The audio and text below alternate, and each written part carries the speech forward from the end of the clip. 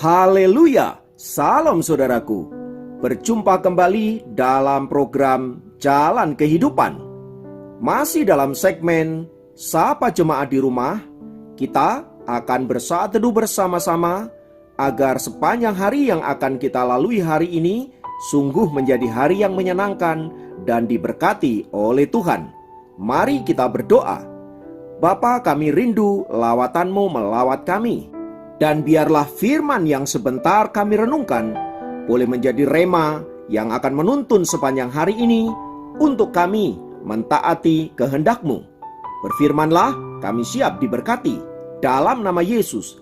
Haleluya. Amin. Firman Tuhan kali ini terambil dari Amos 3 ayat 2 dan 3. Amos 3 ayat 2 dan 3 berkata, "Hanya kamu yang kukenal dari segala kaum di muka bumi. Sebab itu aku akan menghukum kamu karena segala kesalahanmu. Berjalankah dua orang bersama-sama jika mereka belum berjanji?"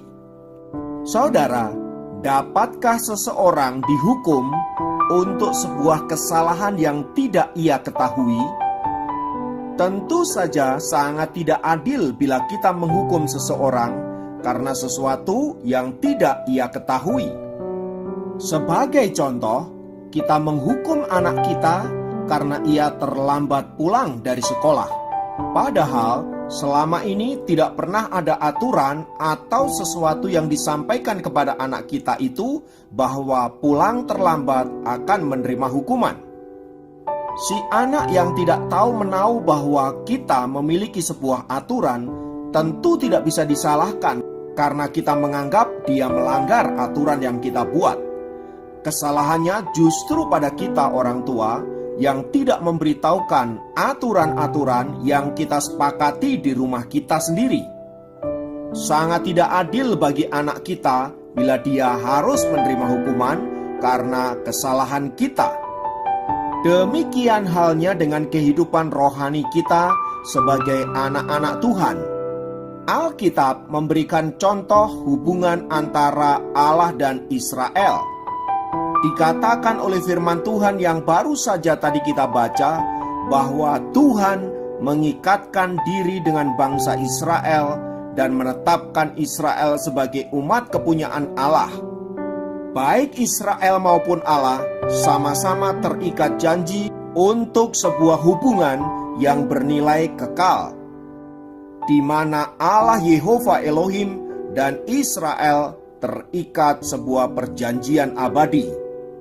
Maka berdasarkan perjanjian itu saudara-saudara, bila salah seorang melanggarnya, maka dia bisa dikenai sanksi. Oleh sebab itulah saudaraku, mengapa Tuhan sepertinya sering menghukum Israel karena kesalahan dan dosa-dosa mereka. Hal itu terjadi karena Allah memang menganggap Israel sebagai milik kepunyaannya dan anak-anak Allah yang perlu dididik, perlu dibentuk sedemikian rupa agar mereka menjadi serupa seperti yang Allah kehendaki. Tak heran bila kemudian Israel melanggar peraturan-peraturan Allah, Allah segera menghukum mereka dan mendisiplin mereka sedemikian rupa agar mereka tetap ada di dalam perjanjian tersebut. Hal itu dilakukan Allah saudara-saudara karena memang Allah rindu untuk memberkati Israel, untuk membawa Israel semakin luar biasa di hadapannya, agar dengan demikian Israel menjadi saksi di antara bangsa-bangsa dan memberitakan keselamatan yang datang daripada Tuhan. Dari perjanjian itu sebenarnya bangsa Israel sangat diuntungkan lebih dari bangsa-bangsa yang lain.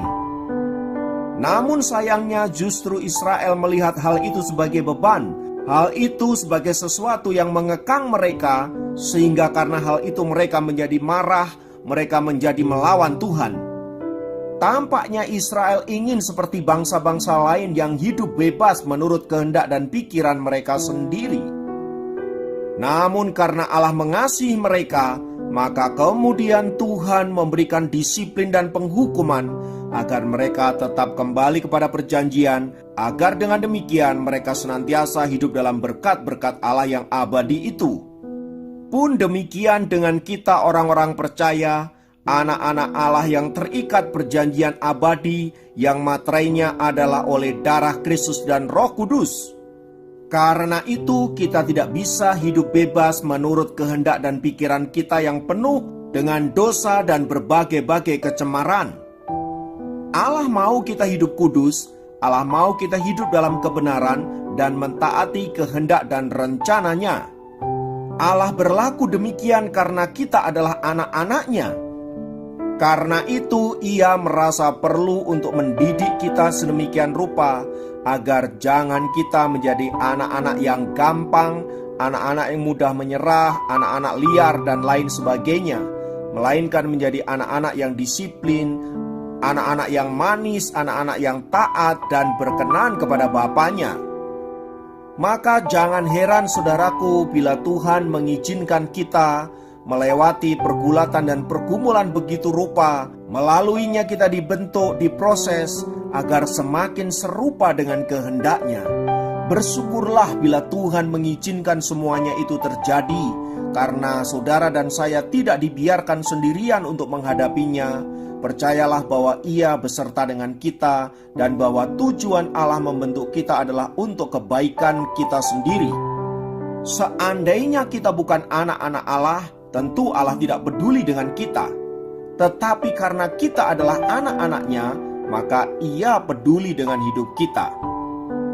Karena itu saudaraku, apapun yang terjadi, tetaplah pegang janji Tuhan.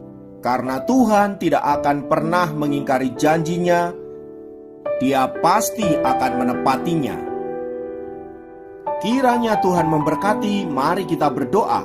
Tuhan, dalam nama Yesus, terima kasih untuk anugerah-Mu dalam hidup kami. Kami boleh menjadi anak-anak-Mu, kami boleh menjadi umat kepunyaan-Mu.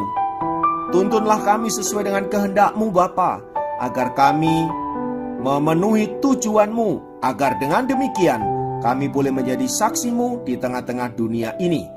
Terpujilah nama-Mu Bapa kekal selamanya. Dalam nama Yesus kami berdoa, haleluya, amin.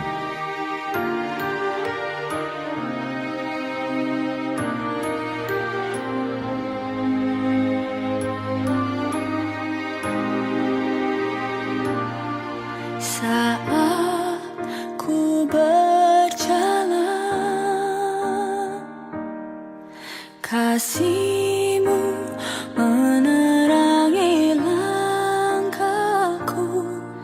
Takut, takut, takut